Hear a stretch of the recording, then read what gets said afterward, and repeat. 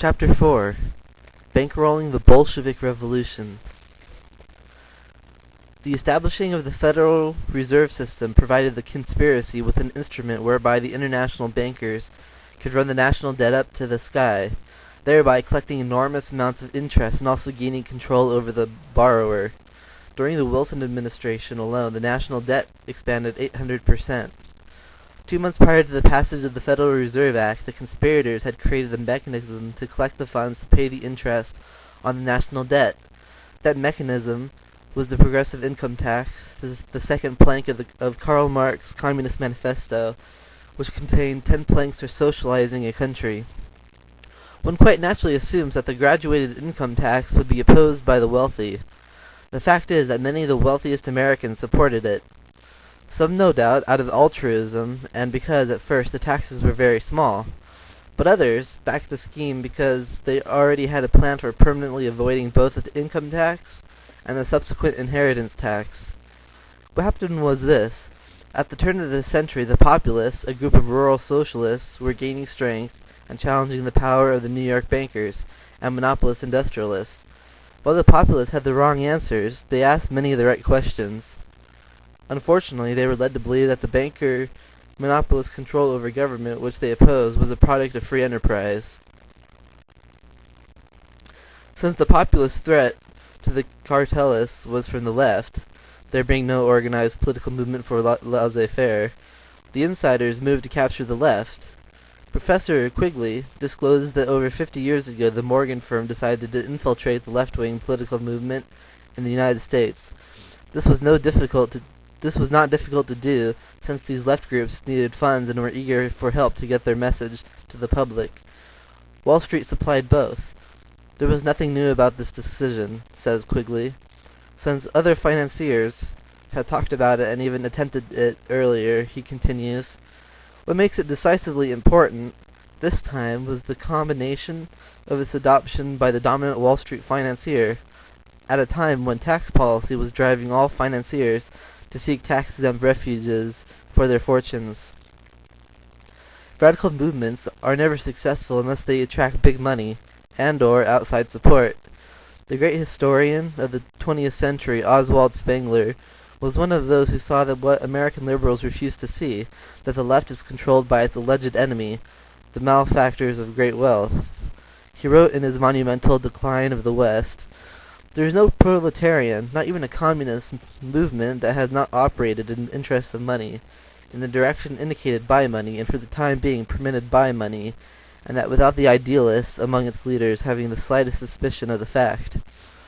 While the populist movement was basically non-conspiratorial, its leftist ideology and platform were made to order for the elitist insiders because it aimed at concentrating power in government. The insiders knew they could control that power and use it to their own purposes. They were not, of course, interested in promoting competition, but in restricting it.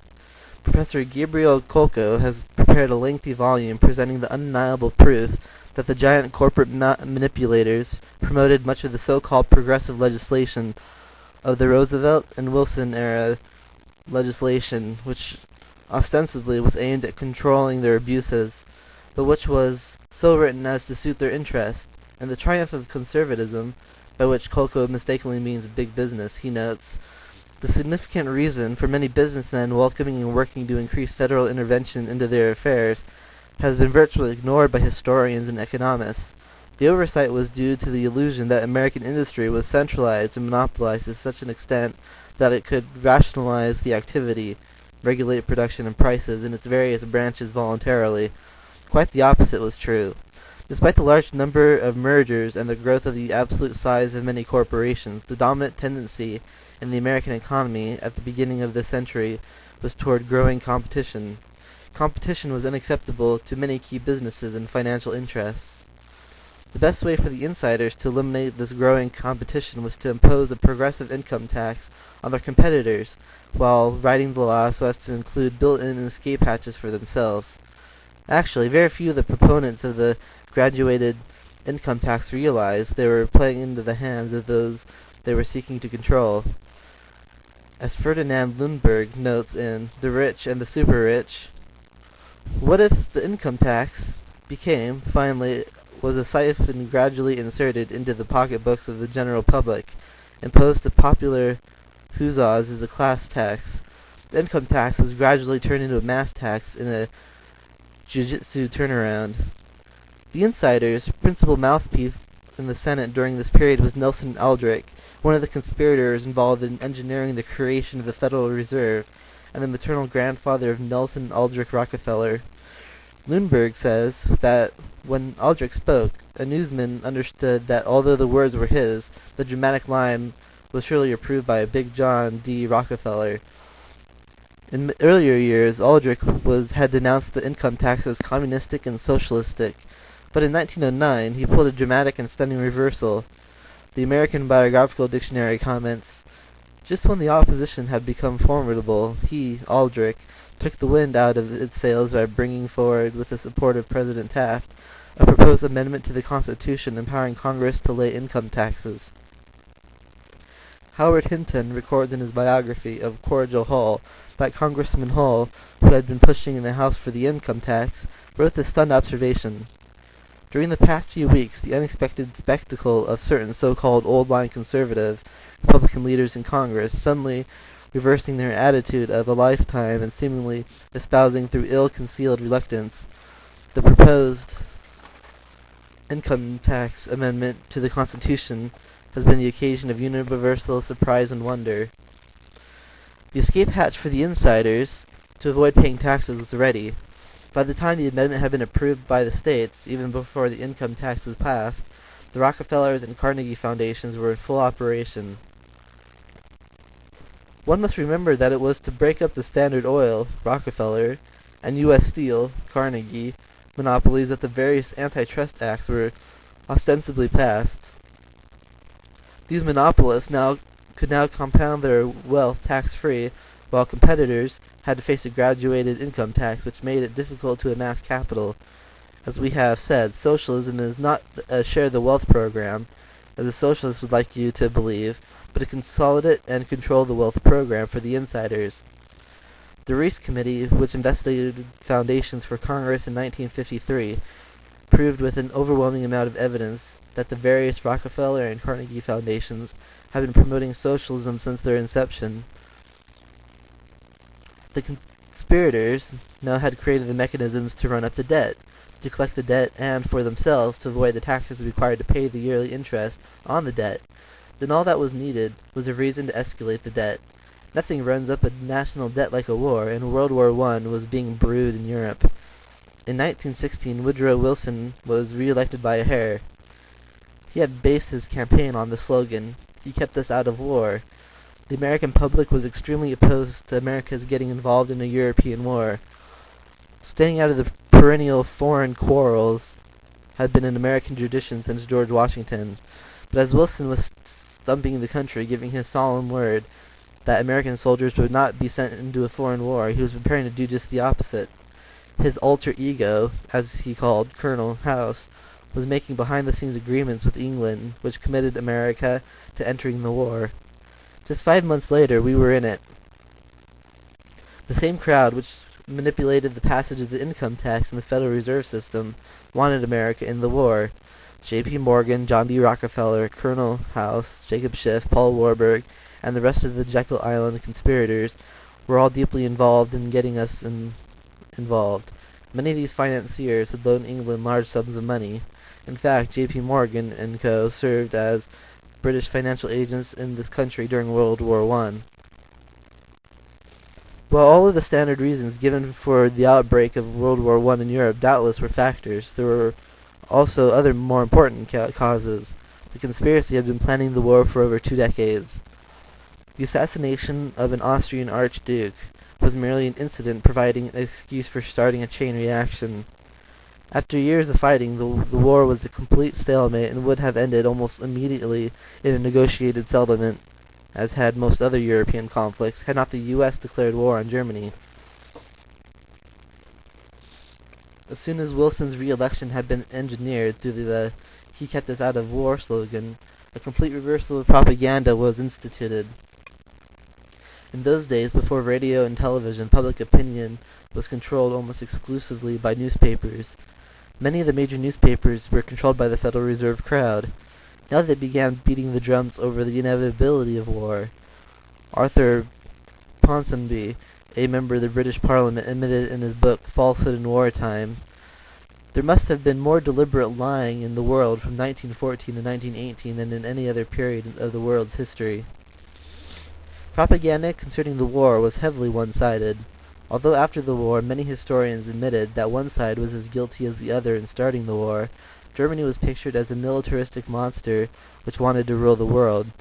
Remember, this picture was painted by Britain, which had its soldiers in more countries around the world than all other nations put together.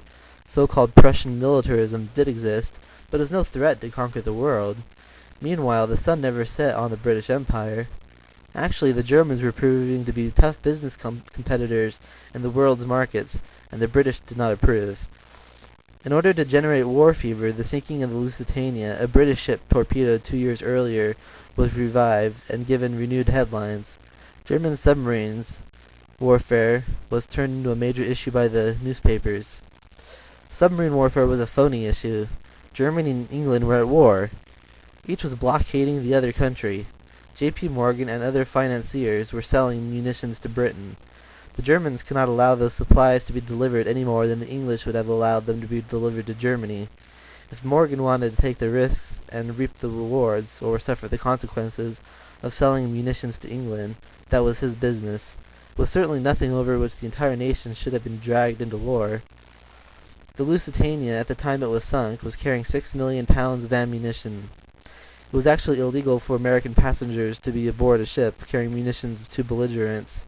Almost 2 years before the liner was sunk, the New York Tribune, June 19, 1913, carried a squib which stated, "Cunard officials acknowledged to the Tribune correspondent today that the Greyhound, Lusitania, is being equipped with high-power naval rifles."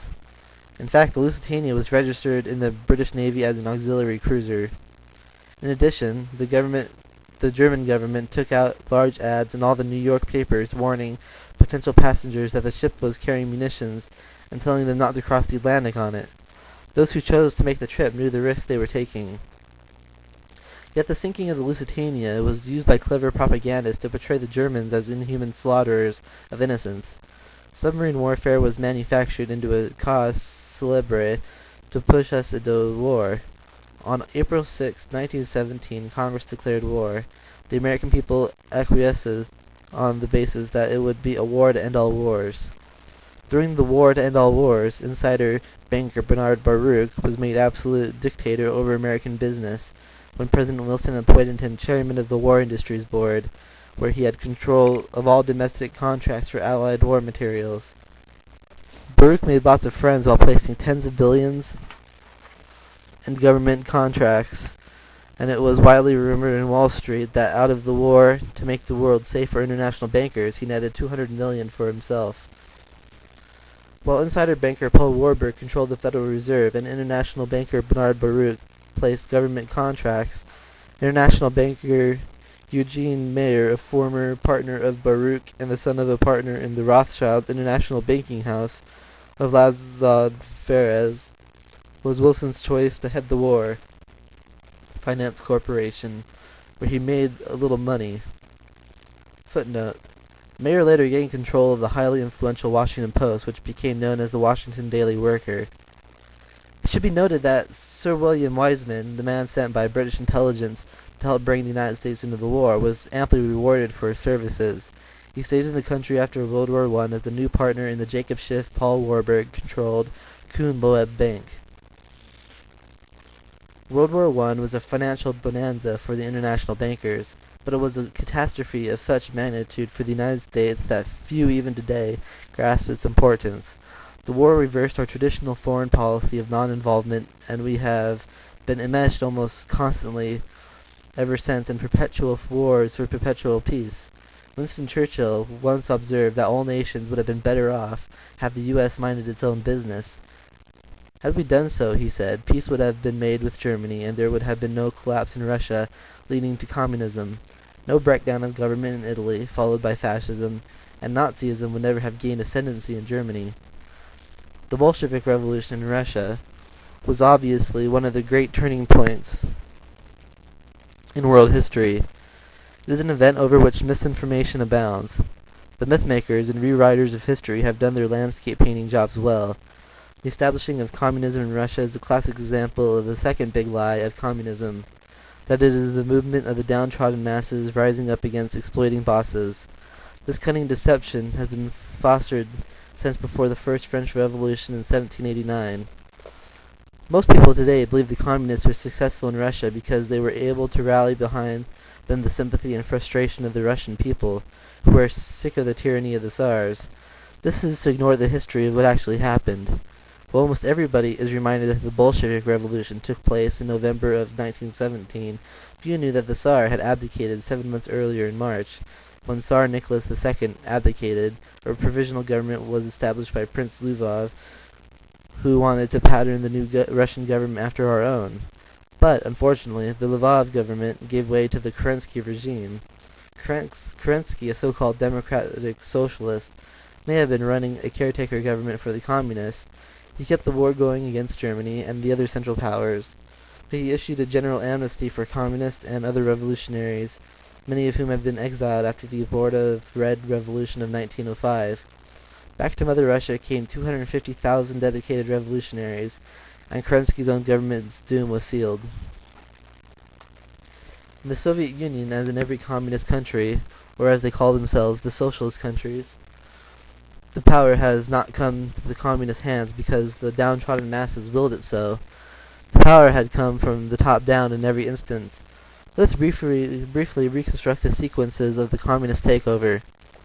The year is 1917. The Allies are fighting the Central Powers.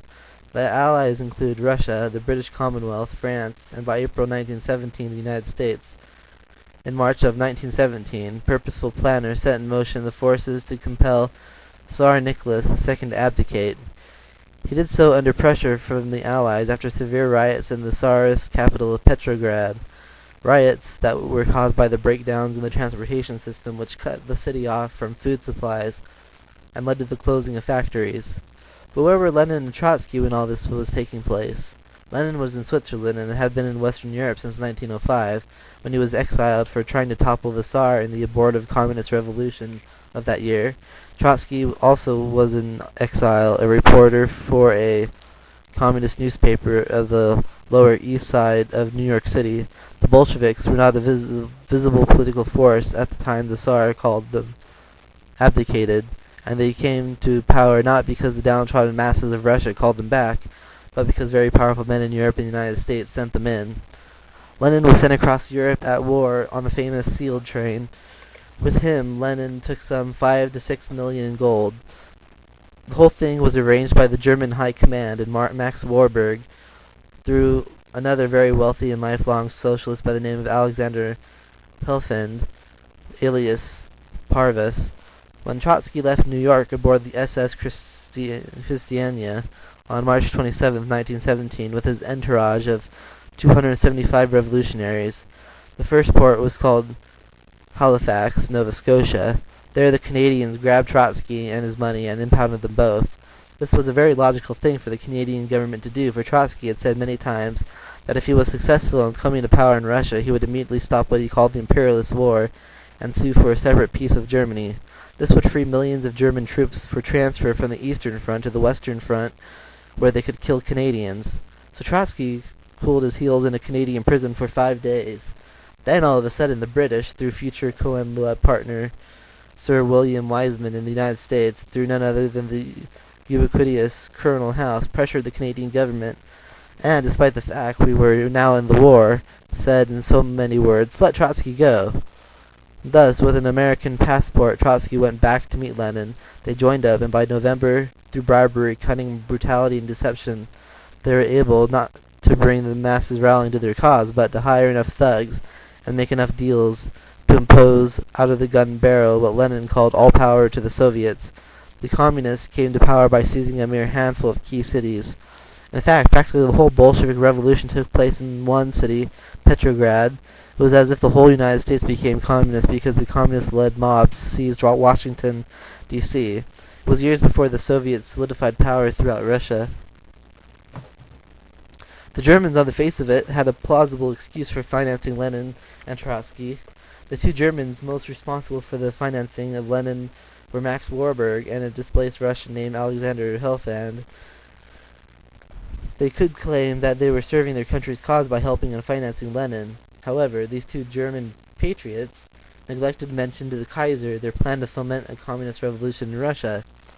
The picture takes on another dimension when you consider that the brother of Max Warburg was Paul Warburg, prime mover in establishing the Federal Reserve System, and who, from his position on the Federal Reserve Board of Directors, played a key role in financing the American war effort. When news leaked out in American papers about Brother Max running the German finances, Paul resigned from his Federal Reserve post without a whimper. From here on, the plot sickens.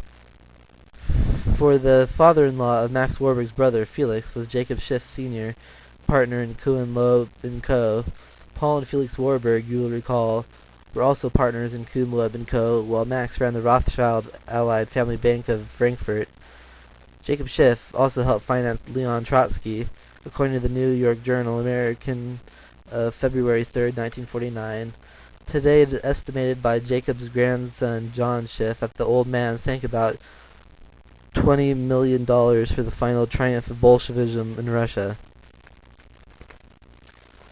One of the best sources of information on financing the Bolshevik Revolution is Tsarism and the revolution by an important white Russian general named Arseny de Golovich, who was founder in France of the Union of Oppressed Peoples.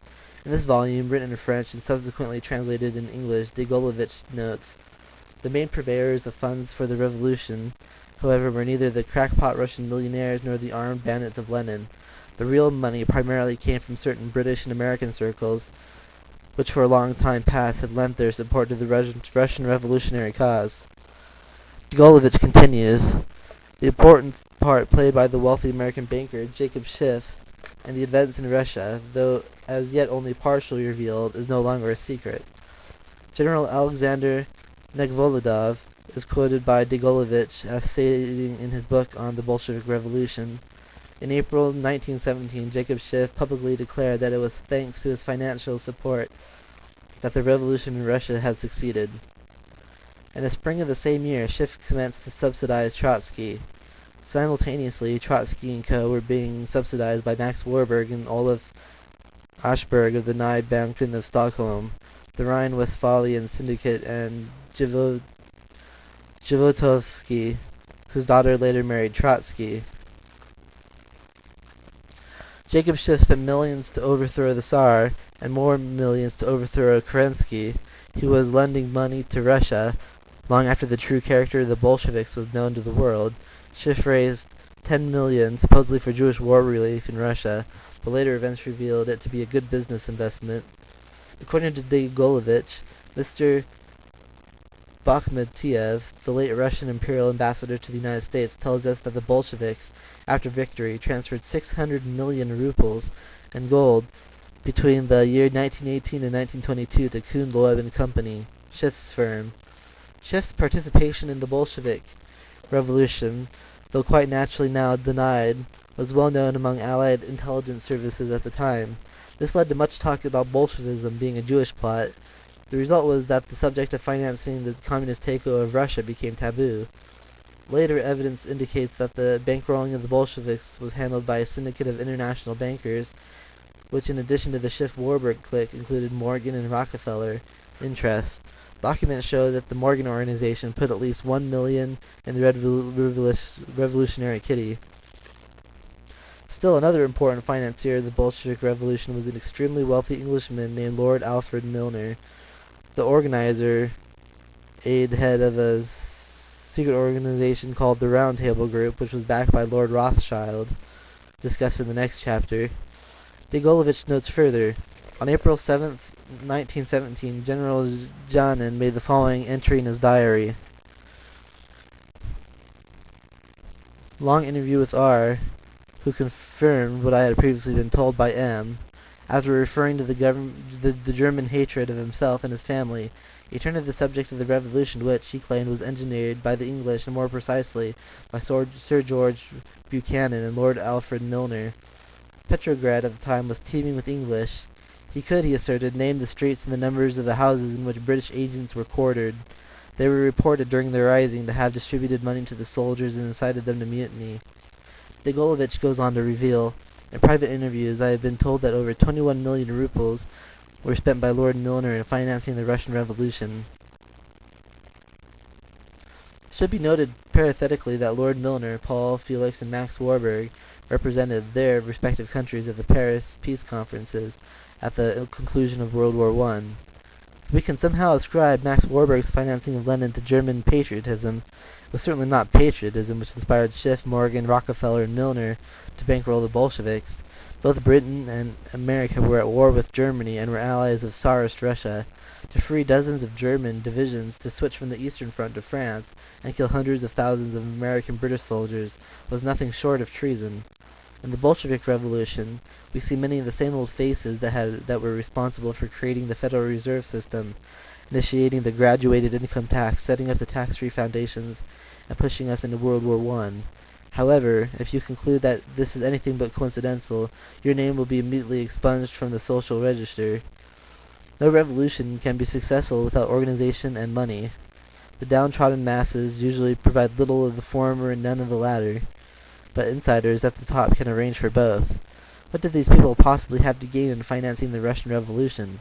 What did they have to gain by keeping it alive and afloat, or, during the 1920s, by pouring millions of dollars into what Lenin called his new economic program, thus saving the Soviets from collapse? Why would these capitalists do all this? If your goal is global conquest, you have to start somewhere. It may or may not have been coincidental, but Russia was the one major European country without a central bank. In Russia, for the first time, the communist conspiracy gained a geographical homeland from which to launch assaults against the other nations of the world. The West now had an enemy. In the Bolshevik Revolution, we have some of the world's richest and most powerful men financing a movement which claims its very existence is based on the concept of stripping their wealth. Men like the Rothschilds, Rockefellers, Schiffs, Warburgs, Morgans, Hermans, and Milners. But obviously these men have no fear of international communism. It is only logical to assume that if they financed it and do not fear it, it must be because they control it. Can there be any other explanation that makes sense? Remember that for over 150 years it had been standard operating procedures of the Rothschilds and their allies to control both sides of every conflict. You must have an enemy if you're going to collect from the king. The East-West balance of power politics is used as one of the main excuses for the socialization of America. Although it was not their main purpose, by nationalization of Russia, the insiders bought themselves an enormous piece of real estate, complete with mineral rights for somewhere between $30 and $40 million. We can only theorize on the manner in which Moscow is controlled from New York, London, and Paris. Undoubtedly, much of the control is economic, but certainly the international bankers have an enforcer arm within Russia to keep Soviet leaders in line. The organization may be SMERSH, the International Communist Murder Organization, described in testimony before congressional committees and by Ian Fleming in his James Bond books. For although the Bond novels were widely imaginative, Fleming had been in British Navy intelligence, maintained excellent intelligence contacts around the world, and was reputedly a keen student of the international conspiracy. We do know this, however: a clique of American financiers not only helped establish communism in Russia, but has striven mightily ever since to keep it alive. Ever since 1918, this clique has been engaged in transferring money, and probably more important, technical information to the Soviet Union. This is made absolutely clear in the 3-volume history, Western Technology and Soviet Economic Development by scholar Anthony Sutton of Stanford University's Hoover Institution on War, Revolution, and Peace. Using, for the most part, official State Department documents, Sutton shows conclusively that virtually everything the Soviets possess has been acquired from the West. It is not much of an exaggeration to say that the USSR was made in the USA. The landscape painters, unable to refute Sutton's monumental scholarship, simply paint him out of the picture. At Versailles, the same clique carved up Europe and set the stage for World War II.